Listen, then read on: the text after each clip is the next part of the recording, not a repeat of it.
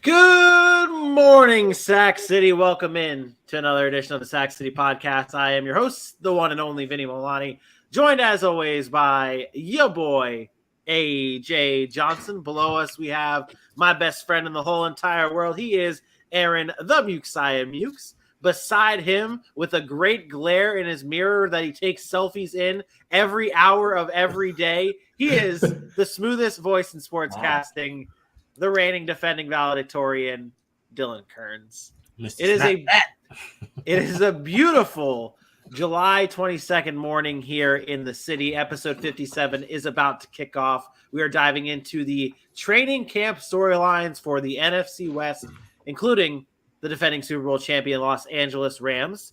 How goes it on this beautiful Friday morning in the city, Aaron? I'm good, man. I'm good. I'm juiced. I got my chair. I'm gonna lift it up real quick. I got my chair turned backwards. I'm ready. Shit. I actually got some sleep last night, so I'm not super tired. I'm good. I'm ready to go. I'm ready. Rise and shine, bitches. Rise and shine. AJ knows something about sleep last night. I do. I got some sleep last night. I slept right into it. I basically woke up before the show, got to the studio, said, "Let's do it. I'm ready." Hopefully. Aaron, that's a smooth move with the backwards chair like that. That means you're the cool uncle at the barbecue. Yeah, the cool old uncle that has bad knees. Yeah, whatever. I was about to say that's aching and groaning and moaning every time he walks. He's like, I'm going to interrupt Vinny one time today. I know for sure. We'll get to it as you kind of get through the first part of the show, because I have something to come at somebody for today, and I just want to play a little I want to revisit the past for a quick second today. So I'll bring it up in a little bit. Just wanted to throw that out there. Don't get mad when I interrupt you, Vinny. Once you get to where you're going. This is me. All right. AJ and I are both like, it's got to be one of us. All right. Well, let's dive into the biggest headline from the morning. Yesterday, the Arizona Cardinals gave Kyler Murray a 5-year extension worth $230.5 million. That includes $160 million guaranteed, making him the second highest paid quarterback with an average of $46.1 million per year. Dylan, your thoughts on the move from the Arizona Cardinals to lock down their franchise quarterback? Beautiful. That's how you do business, Mr. Keim and company in Arizona. I mean, are you serious? That's the way you do it. You lock up your guy. They tried the strategy for years, right, where you don't pay the young quarterback. You let him play out his rookie deal, and you build your team around that with DeAndre Hopkins and J.J. Watt, and those big contracts and stuff. But there comes a time where you need to pay that quarterback. They allocated the contracts well with padding front and back end to some other guys, and it allowed them the cap space to say, hey, let's lock up our superstar talent. No more drama, no more houses for sale, no more baseball talk. He's got 5 years and 200 and whatever million, and he's ready to play some freaking football for the Arizona Cardinals. I like the way you said that. I like the way you put that. They structured it to make it work. And we've talked about on this show many of times that the salary cap, it really just doesn't exist. Like, it's there, and the best GMs, the best owners find ways to make it happen no matter what. We see it with the Rams. Everyone asks every year, how do they keep coming up with this money to pay guys like Bobby Wagner, Jalen Ramsey, Aaron Donald? Where are they getting this money from? Well, it's the way that these contracts are being structured to allow these teams to get that money to pay these players. And that's exactly what the Arizona Cardinals did here to pay Kyler Murray. Not that they were like strapped on cash or anything, but that's big money heading Kyler Murray's way. Yeah, Kyler Murray. But I think we called this, right? I think everybody that was freaking out 5 months ago, we said, like, hey, doesn't mean anything back in April, May, June when he's talking, hey, man, I'm putting my house up for sale. Hey, man, I'm not happy with the organization. We kind of all knew this was coming. We knew they would get the deal done because in today's NFL, you can't just let a franchise quarterback walk out the door like that, especially as young as Kyler Murray is. So it wasn't shocking to me. The first thing that came to mind, and I know we actually talked about this division yesterday, was Lamar Jackson. Lamar Jackson sitting at home like, thank you, because Kyler Murray gets paid. He hasn't done anything Lamar Jackson hasn't done already. So, and less, to be honest. So Lamar Jackson's in a great spot now to have that leverage to Baltimore and say, hey, pay up. You don't have to give me Aaron Rodgers money. I know I haven't done what Aaron Rodgers has done, but you got to at least give me Kyler Murray money, and that's going to be nice for Lamar Jackson. So that was as a matter of fact, I bet he was happy as hell getting out the car because he walked in there about 5 minutes after the news broke and walked into Baltimore's facility. I'm sure that smile was just ear to ear. He may not have been showing it, but up here, absolutely. Like, I'm former MVP, the guy that you've been putting me up against since basically we've been playing together in the league is Kyler Murray, because he's the other guy you think about when you think of a young mobile quarterback who's really been quote unquote successful in the league so far. So yeah, Lamar Jackson, he's up and representing himself. Now he has some more leverage as well. The only thing like the Kyler Murray, and we talked about structuring the contract so it works. I might have liked to see the total be a little less and then the guaranteed money be closer to fully. That's the thing that these guys at the quarterbacks are who they're putting all their eggs in one basket are getting these guaranteed contracts, especially when they're younger. And you think about Deshaun Watson, who, is going through turmoil in the NFL, and all the news around him, except for we can't wait to see him play, isn't that positive. And albeit the Browns, he gets a fully guaranteed contract at $230 million. With all the conversation Kyler put up and so on and so forth, you would think maybe they would have got him a fully guaranteed contract as well. But either way, the deal got done. He's ready to play football, and maybe he'll be back here 3-4 years renegotiating for another big fully guaranteed contract. I like I really like that Lamar Jackson point, because he's going to get the bag, and Baltimore, I think, is going to end up giving him the bag. I don't see him going anywhere, but we'll end up going through the same drama where maybe Lamar unfollows Baltimore and then changes his Twitter bio 7 times in the month of February, and everyone loses their shit. Yeah, and it's some games are played like that. But, speaking of games, it's Fun and Games Friday, and we're going to get into our NFC West training camp previews. Okay, we got to stop. This is where I'm going to interrupt. Because you're done with headlines, right? There's no more headlines? Yes, no more headlines. Okay, this is a football show. And this may not mean a lot to a lot of people, but I just want to dig in somebody right now because they've been, I don't know, they're wearing a funky-ass shirt. That's why I decided to bring it up. This is a football show. And I know we don't talk about college football a lot. But there was another big deal today. And since I'm repping Georgia and I'm now here in South Georgia, I feel the need to rep a little Bulldogs. A little Georgia Bulldog got paid today. Head coach Kirby Smart, who I believe if I'm not mistaken, we were doing our national championship games last year when it was Bama, the playoffs, and Bama and Georgia. And there was one person on this panel that said Kirby Smart just can't get it done. I believe I heard that a number of times. Kirby Smart can't get it done. And then he goes on and he gets it done. And then he goes on and becomes the highest paid college football coach of all time at $112 million, the biggest contract for the most money that we've ever seen in the sport. Dylan, what do you have to say for yourself? Congratulations, Kirby. You did it. I am so proud of you. This is a well-deserved contract. I know that it was a long time coming. I know you've lost a little brother or big brother Bama for many, many years, but you found a way to come on top this year. That's the way you do it. You come on top and you have a great year, and that's exactly what he did. He went out there and had a great year. So he got paid for it, got rewarded, and he's going to be splendid, reeling in that dough. So hats off. Hashtag I don't forget when you make silly statements like, hey, to that point, I was waiting for him to do it, and he did it. Congratulations. No one's having the same conversations about Matthew Stafford this year either. I agree. And believe me, had you said that about Matthew Stafford, I would have brought that shit up too. Because I did to many friends about people that are so quick to just dismiss. And I've done it before. I've dismissed people and people have made me eat my words. So in return, I have to make them eat theirs. Shout out Georgia, shout out Kirby Smart, and shout out Dylan for that wonderful soliloquy of apology / congratulatory speech that you gave to Kirby. It was heartfelt. We're going to say I've known Kirby was going to do it. I've got a little shout out to my boy Vinny. Nesquik, strawberry style, because we don't drink on this show. Only Yoo-Hoos and Nesquik. I got one more thing for Dylan. Clown shoes, bro. Hey, that matches your shirt. Clown shoes, bro. That matches your shirt. Quick, wait. Dylan's Think still in quick. his Think quick. jammies. I don't see the shoes. They're not jammies. It's a Hawaiian shirt, AJ. Hawaiian? It has an Italy flag on it. How's it a Hawaiian shirt? No, like you know the difference. How's it a Hawaiian shirt with an Italian flag? goodness. Google We Hawaiian might not shirt. drink on this show, but Hawaiian his shirt shirt It's a shows button up, like Dylan. Hawaiian It's a button up. shirt. It's called a Dylan, button when you up. Google It's not a Hawaiian shirts, shirt. I guarantee a shirt with Italian flags don't pop up.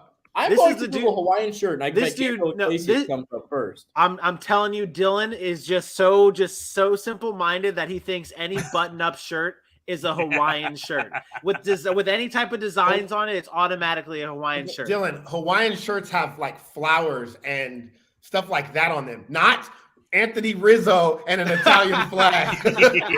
Okay, that's not Hawaiian.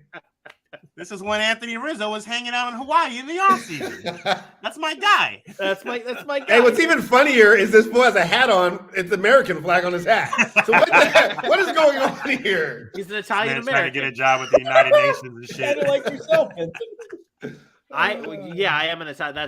That's accurate. But all right, let's get into our Fighting Games Friday game real quick because we want to get into our NFC training camp preview. So this is going to be hopefully, a short and sweet game. It's our list this game. It's back. I need you guys to name me the 10 least followed NFL teams on Twitter. A few weeks ago, we did the top 3 most followed teams on Twitter. Now I'm giving you guys as a group effort, tell me the top 10 least followed teams on Twitter. AJ, kick us off. All right. I am going to start the Seattle Seahawks. Incorrect. I can't hear anything. I couldn't hear AJ. What did he say? Seattle. He said Seattle. Oh, Damn it. And that is incorrect. I'll say the Jaguars. Nobody watched their games. The number 1 team is the Jacksonville Jaguars. The least followed team on Twitter is the Jacksonville Jaguars. Dylan. I don't think football works in Florida. I'm going to guess Miami. The Miami Dolphins are 7th on this list. The Detroit Lions. The Detroit Lions are not on this list. AJ, you suck. 2 strikes. 2 strikes. The Chargers. Nobody follows the Chargers. They're an LA team. They just know those are. That is correct. The Chargers are on here as the third to last. Me? Yeah, that's how it works, Dylan. Okay. The Minnesota Vikings. That is incorrect. 1 strike for Dylan. Really? Oh. All right. Denver Broncos. Ooh. And AJ is out. Wow. I thought about Denver too. Denver is not on this list. Twitter famous. Twitter famous. I'll go with the Tennessee Titans. Oh, you dog. That is number 2. That is the The second least next followed team I was team. gonna say. I swear. You guys have the bottom 3, the Jaguars, Titans, and Chargers. Then you also have the Dolphins on this list. Now I'm going to be honest. There's some teams on here that I was making this list, and you might have heard me during the pre-show meetings. I was like, You got to think about other things other than just whether a team is like good or whether it's like you got to just. Yeah. Go ahead, Dylan. What you got, man? Arizona Cardinals. They are on here. They are 4th. You guys now have the bottom 4. I'll say the New York Jets. The New York Jets are the 10th team on this list.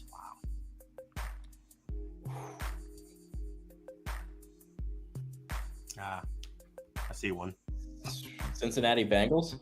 That is correct. The Cincinnati Bengals are 9th on this list. You guys have 1, 2, 3 more teams to go. Aaron does not have a strike. Dylan has 1 strike. AJ, you can one of you can phone a friend, aka AJ here, and bring Hell him no, in. I ain't gonna vote the guy that got missed 3 in a row. I went 0 for 3. I wouldn't find me either. I'll say the Indianapolis Colts. That is correct. The Indianapolis Colts are 8th. Now 2 more teams remain.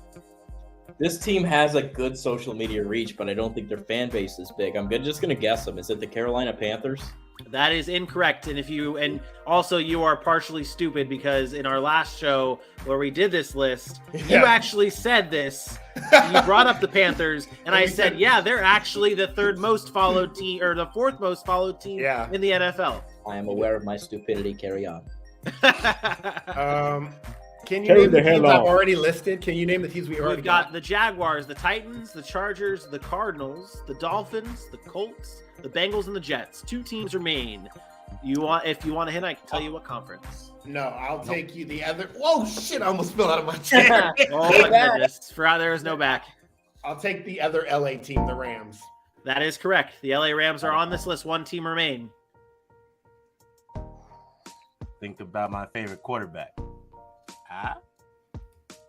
Quote unquote favorite quarterback. Oh no. If you were to take AJ's guess, Dylan, you would be out. Yeah, anybody in that NFC East is not going. Over 3.5 is getting it.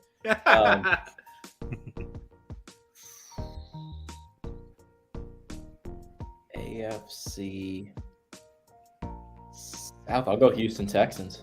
That is incorrect. Oh, Aaron, you are the lone survivor. That's where I was gonna go. It's funny. The Jaguars, Titans, and Colts are on this list. The Texans are not. They are not in the bottom 10 of least followed. We already said the Miami Dolphins. We did, yes. Jaguars, Titans, Chargers, Cardinals, Rams. Tampa Bay Buccaneers. That is correct. That is the final team about them too. On the list here of least California, Florida teams that people don't like follow them because they got so much other shit to do.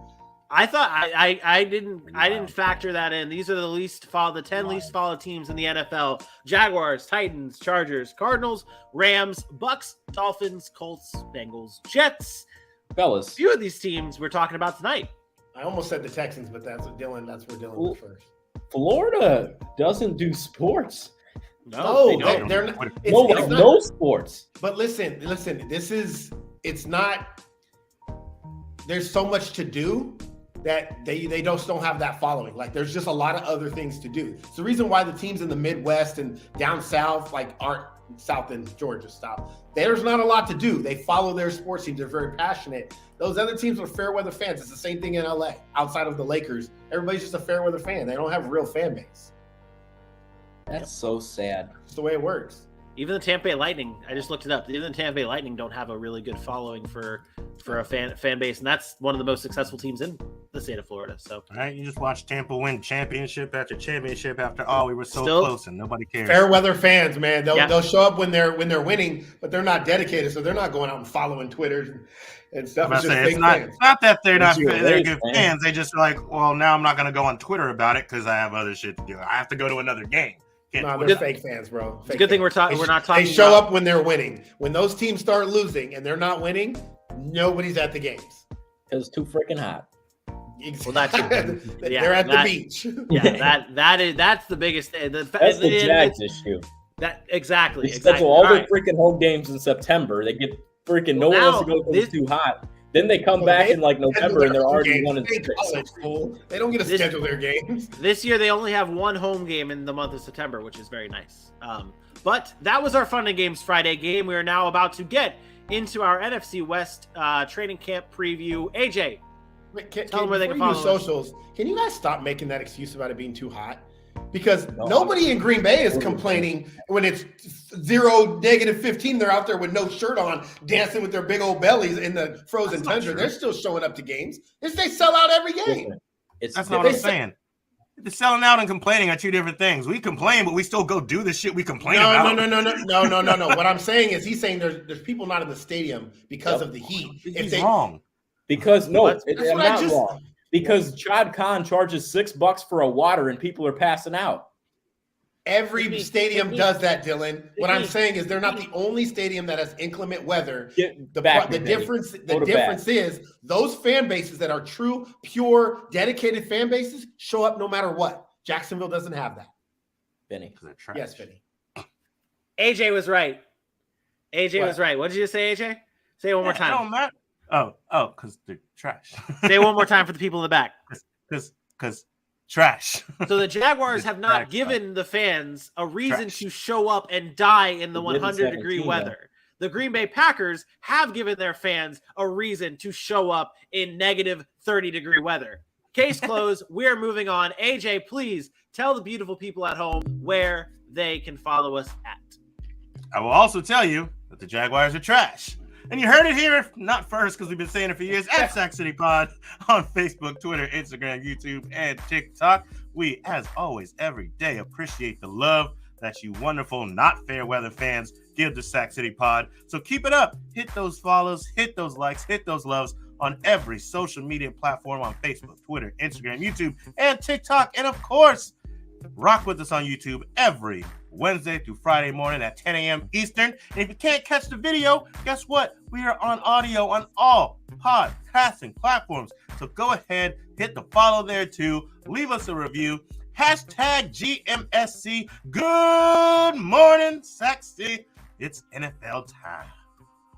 It is. It is time to get into our training camp preview for the NFC West. If you guys wanted to or missed any of our previews from yesterday morning's show, it is now available on YouTube and all podcasting platforms. Like AJ said, the AFC North, I should say, was the teams we covered last night. NFC North tonight, kicking off with the Los Angeles Rams. NFC West. Jesus NFC West. Christ. NFC West. Whoa. There's so much. There's just so much it's a lot. It's a lot. NFC West is what we're talking about tonight. The Rams are kicking us off. They show up to camp and they get things started on July 23rd. They lost Andrew Whitworth last season. That's probably one of the biggest storylines heading into Rams camp. Now with Andrew Whitworth gone, opens up a big-time hole on the offensive line at the left tackle position. AJ, what does that spot look like for the Rams during camp? Honestly, for the Rams, that may be the luckiest spot that they have left that they don't have to fill. We know what Andrew Whitworth was. Interesting. We know what he meant to that team. We know what he's done at left tackle for years and years in this league. But they had a guy that they were ready to step in. And I'm not saying he's going to be exactly what Andrew Whitworth was in his prime, but they trust in Joseph Noteboom. When we were talking about him, Whitworth possibly retiring the year before, he was a guy that they were ready to step in. Now that he's actually gone, he's more than likely the guy that will step in. The biggest problem, and I thought they would address this line a little heavier in the draft, was they also lost Austin Blythe. And there was another starting center who they lost as well. So this line actually had a lot of places that they were going to be looking to patch up. And Joseph Noteboom was a guy that they were prepared to step into either of those three spots that they were losing. So he's not battle tested. He did step in for Whitworth a couple times, played 174 snaps last season and only allowed 1 sack. So he is going to have to get his reps in and really, get right back up to game speed immediately, because that left tackle now, without a good starting center and a good left guard, is going to be even that much more important. But I think Joseph Noteboom, they trust in him. They've been ready for him to step in once Whitworth was gone. And I think you'll see him play that left side pretty well. They're going to need some help in some of the other places on that line.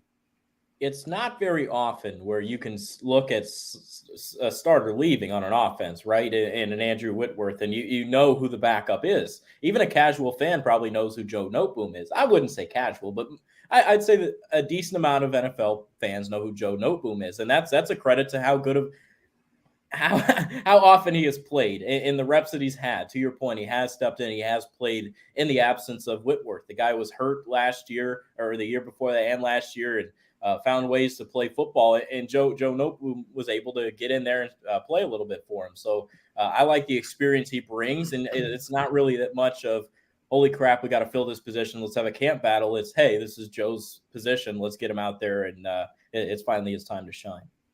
Quick correction. They lost Austin Blythe the year before. Last year was Austin Corbett was who they lost. They had 2 Austins. That's what I was going to say. But, I don't have as much concern, I guess, for the offensive line. I mean, I guess there's still a concern there, but it's not like they got a bunch of rookies coming in and starting. You talked about Joseph Noteboom. It's not just last year in which he filled in and played 15 games. He only started 2 games last year, but he played 15. He played 10 the year before. He has 47 career starts. So you're talking about a guy that's been on the field, played at a level where he's seen different defenses. He's been familiar with that offense. He's played in that system. I think he's fine there. And then you talk about their center. Brian Allen has been around. He's 26 years old. He's played 3 seasons with the Rams. And again, 38 career starts. So I don't think it's a matter of not having experience on the front end there, outside of a Logan Bruss, who's, I believe, slated to start at right guard right now for them. That's really the only guy that's coming in with real, no experience at all. Yeah. I think it's more about how are they going to mesh together, right? Offensive line is so much about unity and being able to mesh together. And these guys have been kind of plug and play, moving around different spots. Now that they're kind of set where they're at, how are they going to actually mesh all together? And I think at the beginning of the year, you're probably going to see it. It's probably going to be a little bit of a struggle. I mentioned that very first game against Buffalo. I think the Rams are getting blown out.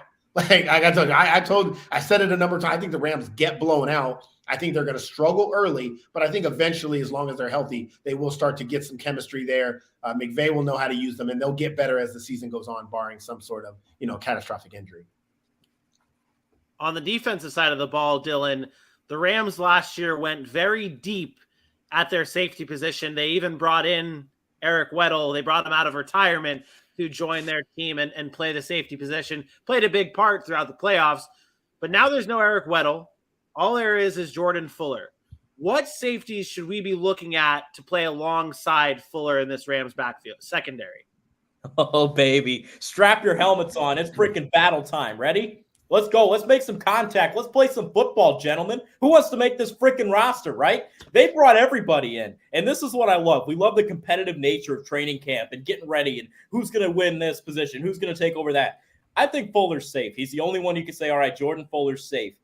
You got Nick Scott. He's a great special teams player along with being a good safety. Then you got Taylor Rapp, who battled a concussion last year, a little bit banged up in that area, came back for the Super Bowl, was able to play there. He's still pretty solid. I think he could potentially start over Scott. That could be a great battle there. But this is where it gets interesting, fellas. They love Quentin Lake, a 6th-round rookie, right? This guy, they love him. They were impressed in minicamp. They love what he can bring to the team. And then you got Mr. Burgess. Mr. Burgess. I mean, he was a 3rd-round pick in 2020. He's got to battle his ass off if he wants to make this roster. I think Terrell Burgess is one you really got to keep an eye on. That's a lot of safeties. Not to mention they drafted Russ Yeast. Russ Yeast out of no, I'm telling you, guy's a great special teams kick returner. There's guys that play teams that can make rosters, especially in a deep secondary. I think Burgess is the odd man out. Unless he has a very impressive training camp, I think they wax a 3rd-round 2020 guy. But it's going to be a lot of pads popping, a lot of competition in that secondary, and God, I love it. I like the Quentin Lake point. He's on it. He's, for me, the guy that's going to emerge and end up being the starter and out of that secondary. Nick Scott, he's been there, so I think you get, he can play that free safety role. I think he's going to give maybe the advantage there. But Taylor Rapp's also, we got to remember, he's a bit of a veteran, so I don't want to discredit what he's capable of. I do think there's talent there. Now, can they bring out the best? But he played a lot last year. I mean, or maybe it was the year before. He's a guy that's seen the field. I think you start with guys that have experience, but don't be surprised when a young guy does step up in minicamp or training camp, like Dylan said, and takes over that role. And I really like the conversation about Quentin Lake. I think that could be a guy that by season's end, we're looking at and saying, oh, they maybe found their safety. I want to make up one more point. There's a lot of versatility in this secondary, too. A lot of guys that can do different things. I mentioned a kick returner. I mentioned a gunner. And then you got, they play a base 2 high. Maybe you see more 3 looks there. But, both Rapp and Nick Scott are more contact safeties as opposed to free rangers. So those two are kind of similar. Other than that, everybody can do their own little thing, which makes it an interesting secondary. I remember last year coming into the season, we talked to one of our big Rams analysts, shout out Sheriff Joe Baggs. He came on the show. He came on our show last year and was hyping up, and he was very high on Taylor Rapp. So I always kind of, I don't know if I lean that way just because of what I've heard from him. Excuse me. Whoa. But yeah, that is a fine. But real quick, Aaron, you are X's and O's guy here. What do we look at here? What do we look at during training camp to kind of give us an edge? And how do we determine as fans, looking at training camp, looking at reports, like how do we find out and determine who the guy is going to be before week 1 of the regular season? It's funny because I don't think you look at them. Where's Jalen Ramsey? We saw Jalen Ramsey play a little bit of a different role than he's normally played last year. They were moving him around on the field. They had him playing inside. They had him at safety sometimes. He was that more versatile guy that played all over the field. It would not shock me if they try to do the same thing to get guys like Darian Kendrick in the lineup more to play that outside role. You might see a Darian Kendrick come in and be on the outside alongside what's the other one? Troy Hill, alongside Troy Hill in the slot. And then you got David Long Jr. still there. And then maybe it's Jalen Ramsey that's kind of roaming, playing that hybrid safety role. Today's NFL is going, there is a shift. There is no more like, hey, if you're just a back end guy, you're a back end guy. They want versatility. So there are some times where you might see only one safety actually on the field. And maybe it's a Taylor Rapp or maybe it's a Jordan Fuller. But I think you really got to pay attention to what they do with Jalen Ramsey. I don't think it's going to be one guy that comes in right away and you say, okay, that's the guy. I think there will be, similar to what we talked about with the Bengals, somebody trying to fill certain things. If a guy's better against pass coverage and it's passing downs, that guy's in the game. Maybe you pull him out and maybe it's a running down. You're putting Taylor Rapp in the game because he's a better guy around the line of scrimmage. So look for where Jalen Ramsey's actually playing because I don't think he's going to be on the outside this year as much as we've seen in the past. I do think Darian Kendrick is going to get some work, some run in there. They really like him. And then you're going to see Jalen Ramsey play that kind of just, I want to go wherever I want to go so I can go get interceptions, I can make plays, and I can cover the best guy on the field when I want to. And sometimes that means playing on the back end. It wouldn't shock me. Okay. All right. That's what I like to hear. That's what I want to hear because I always feel like, and now that we have the platform to talk about these type of things, I like to find out from you guys, like, as for a casual fan out there, like trying to follow their team during training camp, what they need to be looking out for so they don't sound like complete jackasses when there's like a false report or like, okay, like so-and-so took day one or took starting snaps this week. And it's like, oh, what's happening? It's like, oh, this is. They're going to look like. Fans are going to look like jackasses, anyways. I love you, fans, but we are. Wow. Like, it's not your fault. It's not your fault. It's the coach's fault. Their job is to make us look like jackasses. That's what. Hey, and I'm saying that for myself as well. Yeah. We are also, although we break stuff down, we are fans, and we look like jackasses a lot because a coach sees something different. They run a different scheme. They decide to do something else. So that's what we do. We look like jackasses by trying to decipher what these teams are doing. I will say this. I feel like we have a little bit more insight, a little bit more knowledge. So we're trying to, like Vinny said, share that so people can look at those things. What you brought up was almost like simplifying it by like just seeing who is playing where, how they that's what I like to hear and give to our listeners and our viewers, that kind of insight. That's our Rams talk and our Rams training camp preview.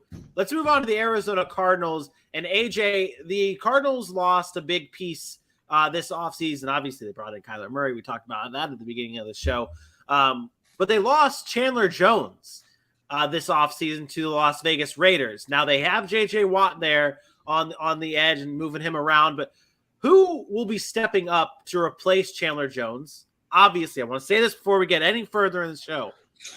Obviously, you're not going to be able to replace the talent and replicate the talent of Chandler Jones. No one's going to be able to step in and be Chandler Jones. Tell me and tell the people at home who's going to be that dude who tries to fill the shoes of one Chandler Jones. Yeah, that was perfect. You definitely helped me out a little bit. Said the first two things I was going to say. The J.J. Watt. I mean, that's surprising. That's not the focus to me. Is not J.J. Watt. We understand what he brings as a veteran, but there's some other guys on this squad that, you know, they can put some trust in. And it's always funny you come to me with these defensive questions at this point because I always use that word unit. And for the first time, I think that the Arizona Cardinals are going to have to focus on that a lot more than any of their individual pieces because of the loss of a Chandler Jones. Now, there was a guy last season in Marcus Golden who put up very similar production on the other side, also had himself an 11-sack season, and I think he might be the individual that you're hoping can spearhead this. But I really look towards, and it's funny, this is kind of becoming a theme, and we just talked about it. I kind of look towards a versatility piece in Isaiah Simmons.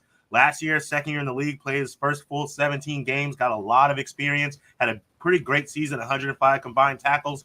He's got the speed, the quickness. His body's getting a little bit more solid. He's 6'4", 245.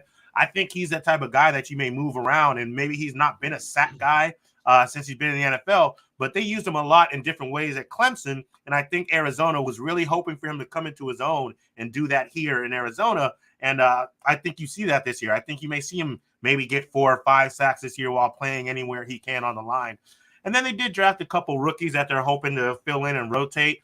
We talked about Cameron Thomas a little bit out of San Diego State. They really like his body, his player profile. They labeled him as a multi-scheme type of player, but the thing at San Diego State was he didn't play a lot of NFL level talent yet. So he's still got a little bit of a gap to really fill in. And we all know I love me a Myjai Sanders out of Cincinnati, but his numbers won't show you. I knew this was coming. You think I was going to leave my guy out? Absolutely not. Myjai Sanders played on a great defense, though. So he's going to have to come up, too. He wasn't able to do it all by himself. I knew that was coming. I knew he could not go a whole segment with a prominent Cincinnati player. Well, even though he's like 5th, 6th, 7th, 8th, 9th on the depth chart without bringing his name up. Look, I think AJ, he mentioned a bunch of names there, and I think that says one thing. That's exactly what they have to do. They have to have production from a bunch of guys because it's not going to be one guy. I'm sorry, J.J. Watt, but J.J. Watt is older. He's not the same player he once was, especially when he's going to be the focal point, and he's the one that's going to be double teamed. You're talking about a guy that's a 10-year veteran that just doesn't have the burst or the get off that he used to have. He's going on in his age 33 season. Look, Arizona's defense is bad. And they got a couple of pieces. You talk about the Buda Bakers and Isaiah Simmons of the world that we like, and Zaven Collins maybe. But overall, when you start to look at their back end, and we talked about this before, the secondary is not very good. They are going to need their front pass rush to get to the quarterback. And the loss of Chandler Jones is such a huge impact to that. It doesn't allow them to get to the quarterback, which is then going to hurt already less talented back end. So I think it's got to be guys that step up, and maybe it's some of those guys that AJ mentioned. So maybe it is a Marcus Golden having a breakout season and getting more sacks this year. Maybe it's a Kingsley being better. Maybe it's a Fotu Leaky being able to stop the run and allow the pass rushers to get up the field and make plays. So I don't think this is one guy I'm looking at and saying, okay, you need to step up. I think it's more of a team effort. They're going to need to be deep. They're going to need to be able to rotate those guys, and those guys are going to have to make impact plays in order for this Arizona defense to compete with the Rams offense, the Packers offense, some of these high-powered offense in the NFC, and even the ones that they play in the AFC. So it's going to be a team effort. Thank goodness they signed their quarterback. A lot more shootouts in that division with the way that their secondary is barbecue chicken. You know, you can eat, you can get all over it, man. I mean, it's all about it. Yeah. Hey, barbecue cardinal, not barbecue chicken. Wow. We eating birds. That's what it is. We talked about with the Rams, and we kind of broke down what to really look for when judging and kind of determining who's going to be the guy in the secondary for the Rams. Arizona has a hole to fill with DeAndre Hopkins being out for 6 games to start the season. Obviously, they brought in Hollywood Brown to maybe fill that wide receiver 1 spot. But outside of Hollywood Brown, what should fans be looking at during training camp at the wide receiver position, Aaron? I don't want to sound simple, and I know we don't like do it. I don't think they're looking for anything. I think you're going to get the exact same team that you had last year without DeAndre Hopkins. Still AJ Green, still Rondale Moore for those trick gadget plays, and then they like an Antoine Wesley to come in around the red zone. He's a bigger body receiver and play with those jump balls. I don't think it's one, like there's some special formula they're looking at. I just see that offense looking the exact same until DeAndre Hopkins gets back. Now, once DeAndre Hopkins gets back, I think you can start to do a little bit more, because then you put DeAndre Hopkins on one side, Hollywood Brown, you can move around. That's a vertical deep threat. And then you can mix in a guy like AJ Green on the outside, a Rondale Moore with the versatility. But until DeAndre Hopkins gets back, it's going to look a lot like the end of last year. It's going to be some big plays to Hollywood Brown, some red zone looks to Antoine Wesley, and AJ Green will show up every other game and be like, oh, maybe he's still good again. Like, I don't know that it's going to look a whole lot different. And I know that sounds kind of like maybe it's not a whole lot of substance, but you just swapped out DeAndre Hopkins for Hollywood Brown. Hollywood Brown's not better than DeAndre Hopkins, so I don't think it's going to look better. He's basically maybe a glorified version of Christian Kirk. That's what Hollywood Brown is to me. Forgive me, because you just said the name I was wondering, and this is going to sound so gross, but it's a question you have to ask because of what they invested in him. Without Christian Kirk and with D-Hop being sidelined for 6 weeks, do you think they try to get Andy Isabella in there for some deep shots with his speed and whatnot? I said it was going to sound gross. I think honestly, I think that's Hollywood. I think Hollywood is taking the Christian Kirk role, and I think you're going to see AJ Green, Antoine Wesley. They do like Wesley. He's a really good blocker. Yeah. He's a big physical guy. I think that's who really plays that DeAndre Hopkins role. And then you have Rondale Moore running the little scat stuff. I think Hollywood is more of that Christian Kirk guy. I can't believe in Andy Isabella at this point in time. He just can't. Don't forget about the better Christian in that room, right? The ATL legend, Mr. Christian Blake. Christian Blake, wide receiver ATL. AJ's all about him. So we're moving words on. In my mouth. Stop putting words in my mouth. Let's see. Christian Blake will have 2 touchdowns this year. Just like Skronek. 17 games. Christian Blake might have 2 snaps. Right. Just like Skronek. That's what it is. Right. That's really what it comes down to. 2. I'm throwing a party in his honor. I bet you are. I bet you would. All right, let's move on. That was the Cardinals training camp preview. Let's move on to the San Francisco 49ers. And Dylan, I'm going to start things off with you here. Nick Bosa, obviously incredibly dominant on that defensive line for the San Francisco 49ers. Similar to what I asked AJ with the Cardinals and having Chandler Jones, who's going to be on the other side of Nick Bosa supplying the pressure in a tough NFC West? Yeah, I learned today about a Leo, and I'm not talking about a zodiac sign. But I'm looking at the pass rushers on this depth chart. There's a lot of talented, productive NFL names. You get a Samson Ebukam, who played there last year. And I'll give you a weird fact about Ebukam. Not only was he the best player in that Chiefs-Rams Monday Night Football fiesta a few years ago where he had the pick 6 and all that good stuff, this guy, for 3 straight years, has had 4.5 sacks. You talk about consistency. He played 16 games, and then, of course, 17 games. Hasn't missed a game in 3 years. 4.5 sacks all the years. Guy's consistent, right? You drafted Drake Jackson out of USC. He provides a different sort of element to that pass rush that he could potentially help out a Nick Bosa on the other side. You got Kamuko Toure, who Colts fans raved about. He was a nice little piece for their defense, and you bring him over. And then you got a veteran in D Ford. I know he's not the sexiest name, but D Ford, he's missed a lot of time with injury the last few years, spent some time with the 49ers. I'm telling you, there's enough names with production here that I think they can find a way to get it done. But right now, I still think it's Samson Ebukam with hopes Drake Jackson will eventually take that leap and be that guy come midseason.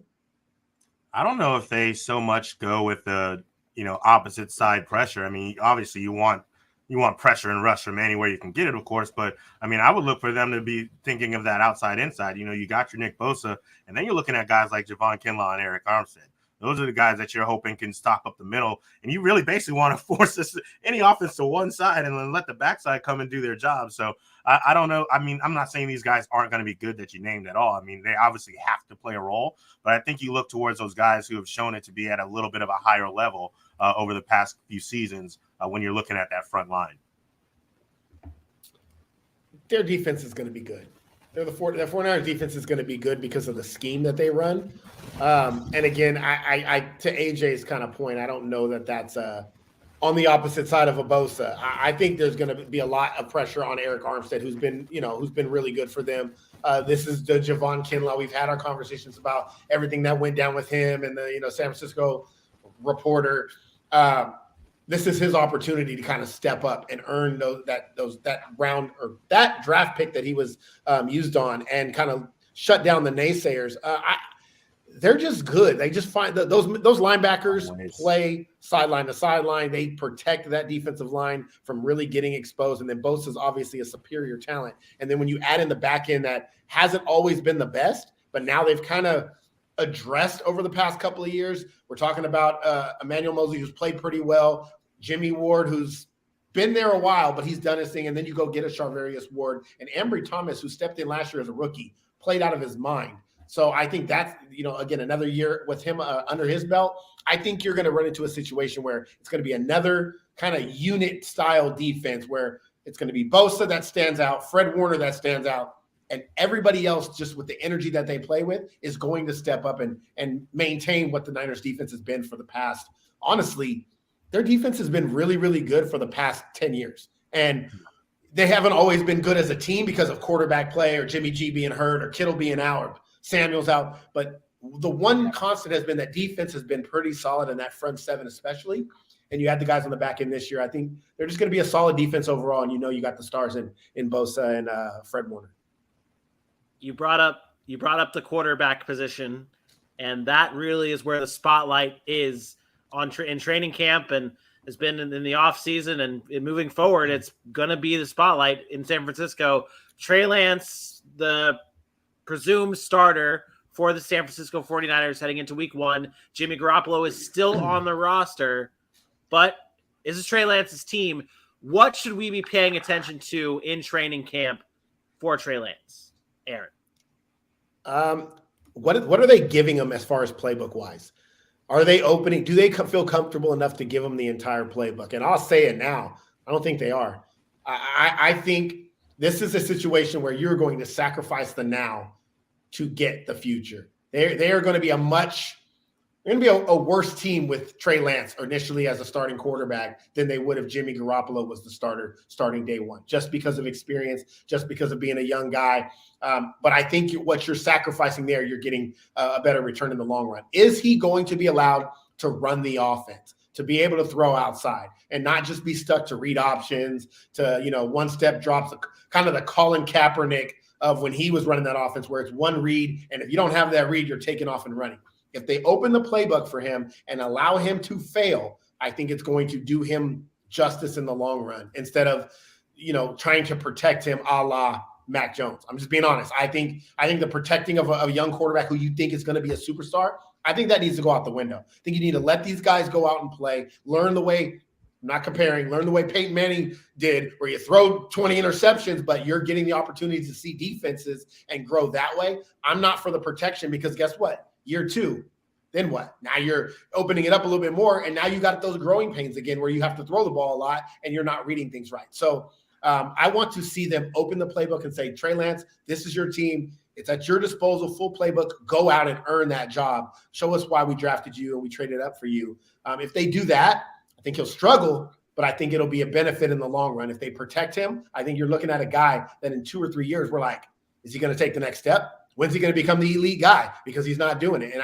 that's what I worry about with some of these teams trying to protect the quarterback too much.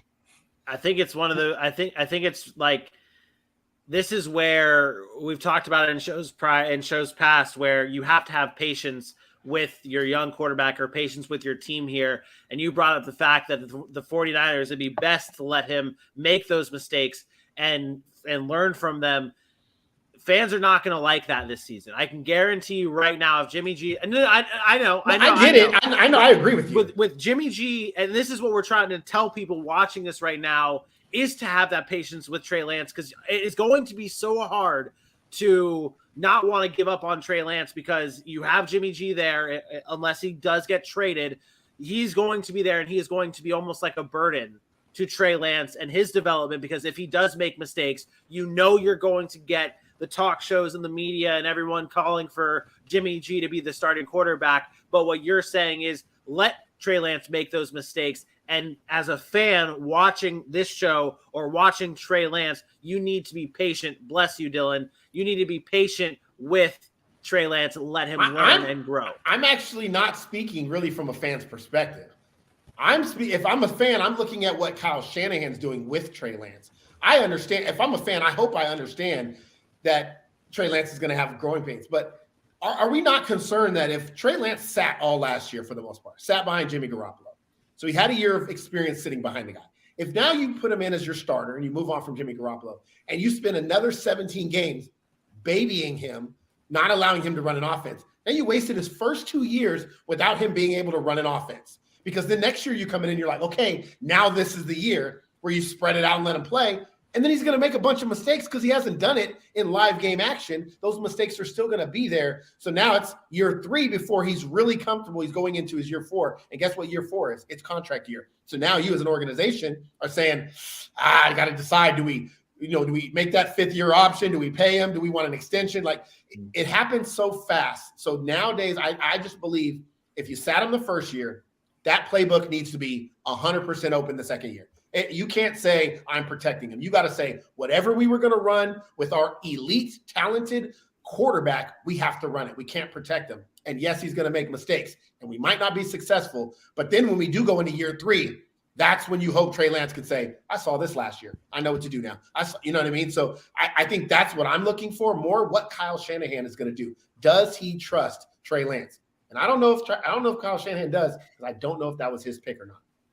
I still think he wanted Mac Jones. Spicy. Yeah, I think you got to be past that by now. I mean, you've had a year with him in your facility. You've worked with him. You got to see what he's had with enough trust. Is Kyle Shanahan not one of the most stubborn head coaches in the NFL? Yeah, it can be that, but I mean, if you spend an entire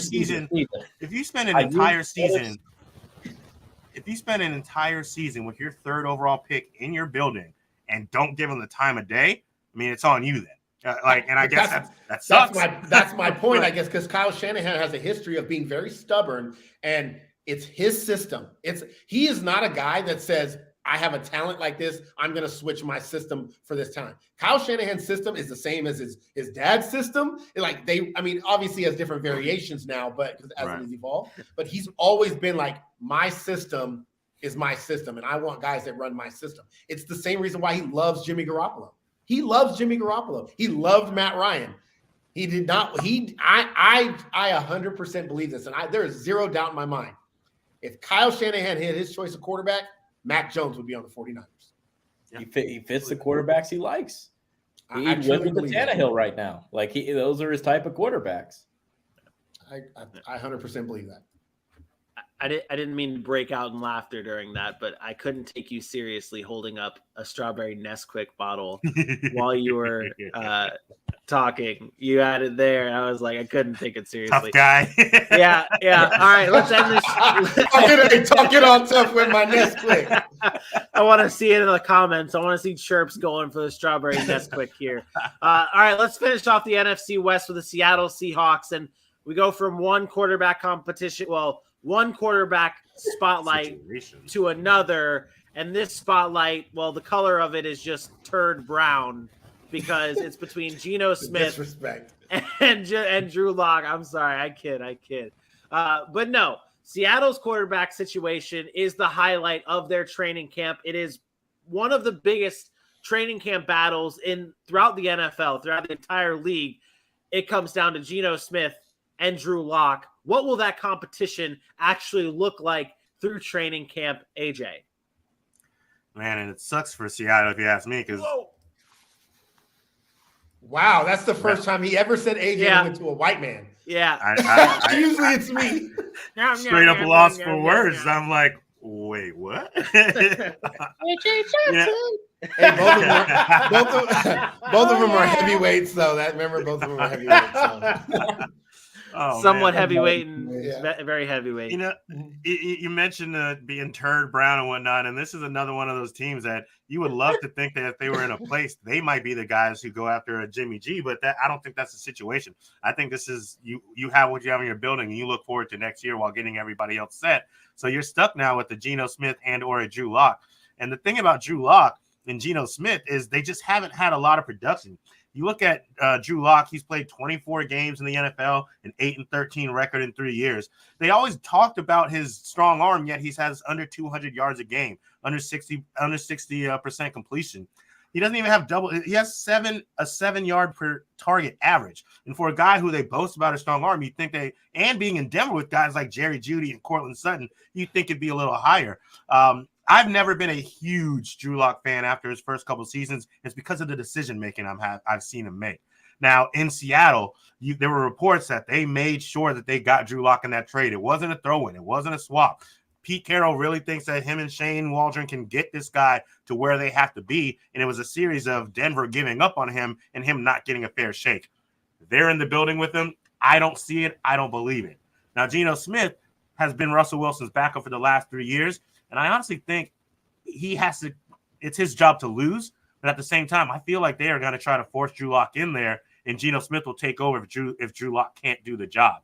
So Drew Lock has to come out fast and strong in training camp, or they may have no choice but to start Geno Smith. But whoever they start, they're hoping that they're just successful enough because they don't want to have to bring the other guy in, although they're ready to do that because, I mean, what else are you going to do at that point? So I think they really want Drew Lock to be the guy because they put so much in that trade with him. But Geno Smith's been there 3-4 years. He's a veteran. I think to start, in my opinion, until Drew Lock can show he's ready, he would be the guy I would start the season with unless he shows he's a turd in camp. He's already shown he's a turd. I think you look at this. I mean, so is Drew Lock. This is why it's bad for the National Football League. But that's just a whole different conversation here. Looking at the true battle. What do you mean if Drew Lock's ready? The guy's in his third year in the NFL. He's ready to play football, right? He's got to be ready to play football. This is what you can't sit back and say he's not ready because you can't groom him. He's been there he's played 2 years in the NFL, one as a backup. And this is a spot for him to potentially slide in and be a starter. I think this is his job to lose. And I don't think that there's a shot in hell that Geno Smith starts week 1. It's his job to win. I'm sorry. Listen, I understand. I agree with Dylan.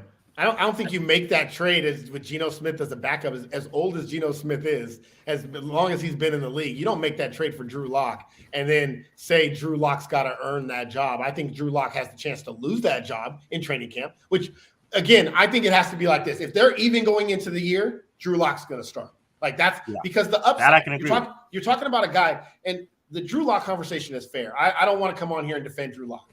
But you're talking about a guy with NFL arm talent, can make every throw. The physical attributes are there. Everything with Drew Lock is right here. So if you get a coach that says, we can fix this, we can get him to take the checkdowns, to read a defense, to do those things, there is no debating the arm talent is far superior than Geno Smith. The difference there is what you worry about, what Geno Smith has intangibles, is the leadership that Geno Smith has. And the locker room in which Seattle has raved about, the teammates of Geno Smith love Geno Smith. But I think there's no doubt that I think Pete Carroll and that front office want Drew Lock to be the guy. Yeah, I think he's going to get every opportunity to lose that job. So what I'm saying at that, and the thing to Dylan, what I mean by ready to play, of course he wants to play football. He's 3 years in, and he was a highly touted prospect. He thought he was going into the NFL to go gangbusters, and that hasn't been the case. What I mean by it's his job to win is the fact that Geno Smith has been there and understands the system that they're running. So if Drew Lock isn't ready, as in he isn't up to speed, as he hasn't got the strong concept of the offense, you're not going to put him out there to fail, because that's what happened in Denver. You can ruin his career. If he doesn't have the full grasp of what he needs to do by week 1, that's what I'm saying. They'll let Geno Smith go until Drew Lock is ready. Now, like Aaron said, I do believe that they're even. Yeah, you put Drew Lock in and you bring him along. But Actually, if he's not ready to know the offense, then he can't go. If you start Drew Lock week 1 and you bench Drew Lock in the middle of the year, you can't go back to Drew Lock. If Geno Smith starts the year and you bench him, he's been there before. He's done it. He can come back in week 10, sit week 11, play week 13. Like, he's familiar with that role. Drew Lock is not. That's not a 3-year guy. That guy's thinking he's supposed to be the man. If he goes in and gets benched, that's going to be a problem for him. That's one thing I do agree there. I think with Geno being the veteran that he is, his mindset is, I know what I am now in the NFL. I'm a guy that I could start for a team and we can tread water and be okay, but I know I'm not going to be the franchise quarterback on an NFL team. Now, I truly believe Geno Smith knows that. So I think he's more equipped to start the season, get benched, and Drew Lock come in and struggle, and they bring Geno back in, and you're not going to have Geno being like dropping off. It's going to be the same Geno that we've always seen. So I do agree with that point that AJ made. Good punch in the jaw, turn the man into a leader. I like that take. You know what? Quarterback competition this reminds me of? A few years ago, remember AJ McCarron, Nathan Peterman? They were battling it out. Yeah, I'm serious. I'm sorry, but both of these guys are better than both of those guys. Yes, both of them are, but this is like their shot at starting and stuff. I know they had a Josh Allen. They didn't plan on playing him. They had the two there. And McCarron that's fair. Going in preseason, and then they tried Peterman, and then they're like, shit, we got to throw Talk about brown shit stains. That's quarterbacks right there. Yeah. I mean, the sad part is Nathan Peterman's still rostered. Like that's the sad part, is he still has a job, and there's guys out there that don't. Like, that's a problem. Thanks. AJ McCarron's doing college football and stuff. Wait, He almost got a job that isn't yesterday. true. Almost got a job yesterday, but Josh Rosen beat him out. Josh Rosen, yeah, he got beat out by Josh Another Rosen. shit AJ stain. McCarron doesn't do college football, by the way. It's Greg McElroy you're thinking of. Wrong Alabama quarterback. Yeah. One of those scrubs. Yeah, that is accurate. All right, that does it though. That was good talk on the Seattle Seahawks. That's really. I'm sorry, Dylan. I don't want to end the show on shitty linebacker talk. It's not linebacker. We switched to corner, and I got a page here, buddy. Okay, all right. Dylan, tell us about the Seattle Seahawks cornerback battle to end the show. I got quotes from Pete Carroll, boys. I'm ready. I'm telling you, this is legit. I love football. I'm telling you, more competition. I love football. I love football. More competition in the secondary, right? Now, the Seattle Seahawks, this is the second straight year they lose their starting cornerback. Oh, Lord, what do? Well, you sign a bunch of veterans because that's exactly what they did. Farty Burns from the Bears, former Pittsburgh Steelers cornerback. He comes in there. You got Sidney Jones you made the trade with last year from Jacksonville. You bring Justin Coleman back. Then you draft a young Kobe Bryant, who he's just a vocal leader. He's humble and hungry. He shined in minicamp. They love what he's bringing to that team. You got Trey Brown, who was a beast last year before he got hurt. He could start pending his injury status, waiting on an update out of their camp. Tariq Woolen, a fifth-round 2022 pick this year. He's got flashy upside. The guy can absolutely play. I mentioned second straight year, but Jones and Burns, they were the starters in minicamp. Bryant and Woolen were the backups, the two rookies. They were ready to play. Trey Brown, I expect to slide in there at some point. And what Mr. Pete Carroll said about Justin Coleman. Now, that's a veteran coming over from Miami who's also been in this Pete Carroll system. That's a very competitive spot for Justin to enter into. Don't be shocked to see him get an axe and get some papers handed to him on his way out of training camp in Seattle. But that's the look at their cornerback position there. A lot of competition, a lot of young rookies. And I think those two roles of the old scrub-up corners that have been busting the league will drop down, and the two rookies, Kobe Bryant's going to be flashing just the way he was at Cincinnati last year. Seattle's defense is going to be much improved this year. They're going to be one of the more underrated defenses. It's going to be predicated on their offense. Can they hold the ball and not keep them on the field a lot? The stats might not reflect it at the end of the year, but their defense is going to be really much improved over what they were last year. From where they ended last season to what they brought in, I think they actually did a much better job than expected in their secondary. When you look at some of these guys, and yet they're unproven, but there are a lot of guys that we are high on. I love the talk about Tariq Woolen, Kobe Bryant. We were high on them in draft season. We were high on them in the fact that they both went to this team, because that's something they need to be along there with Condre Diggs and Jamal Adams. That secondary, I'm not saying they're great, but they're definitely going to be better than was expected going into this year. No. That does it for our NFC West training camp. What? What do you want now? What? Somebody, you got some turbulence in your audio or somebody's audio. Is it me? I do hear a little bit of static, but if it's me, I will fix that to end the show. All right, now I'm on my MacBook microphone, so it'll sound a lot different because I'm just trying to end the show. I still hear it. Okay, then it wasn't me in the first place, so fuck you guys. This is great. Whoa! It's not. And also last night when you said it was me, by the way, once again, I'll just let y'all know now. Anytime there's echo, it's Dylan. 100%. Because I know that because I take his audio out and the echo's gone. It's not Well, me. we mute you and the echo's gone. I don't know why that timing happened so beautifully yesterday, but I promise you it wasn't me. All right, that's enough of this show. We'll be back again Wednesday live at 10 a.m. Eastern time right here on YouTube at the Sac City Podcast for our AFC West training camp talk.